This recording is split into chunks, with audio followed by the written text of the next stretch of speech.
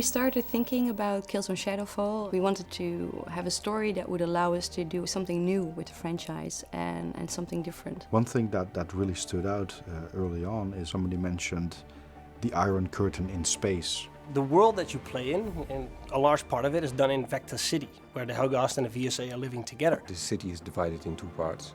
On the one hand, you have this lush, beautiful world, which used to be the Vector City, but on the other side of the wall, there is now New Helgen.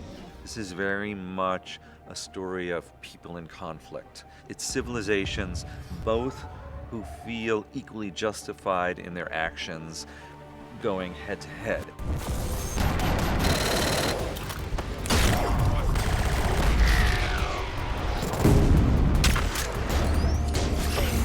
We've always drawn on kind of history. We're a science fiction universe, but at the same time it has to be relatable. It has to be something that is grounded. It reminds us also of the Berlin Wall, where this threat has always been looming over Europe, like this nuclear devastation. I still remember from when I was little looking at the Berlin Wall situation. You sort of grew up being told that, you know, the people on the other side of the wall were the wrong ones and we were the right ones. Everybody in the East just sounded really scary and really dangerous, and what was beyond that wall you cannot trust, and there was all sorts of propaganda almost. And then when the wall was broken down, you saw it really wasn't like that at all. What you see in real conflicts as well is that the bad guys aren't just bad. There's also, there's also civilians and good guys, and that plays through as a theme in Killzone Shadow Fall. The game initially sets you up to hate these other guys. I mean, you're shooting these bad guys, you think they're bad guys, and then you start to realize that there's more to them. I can't believe they just throw us out like that.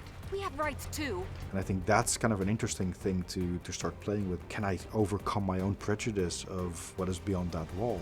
So rather than, again, having a soldier that's part of a squad going on a scenario where it's a full-out war, we wanted to have a story that would allow us to do a bit more thoughtful gameplay, but maybe also tell a story that has multiple layers in them. In this game, you're the Shadow Marshal, so not only are you close to the decision makers, you see the power brokers making all the high-level decisions. It's really down to kind of your leaders to resolve this conflict, because if it doesn't, then everybody suffers. They seem to be orphans. They're throwaway people. They're people who've been abandoned and have lost their value. The theme of home is really powerful because everybody has a home.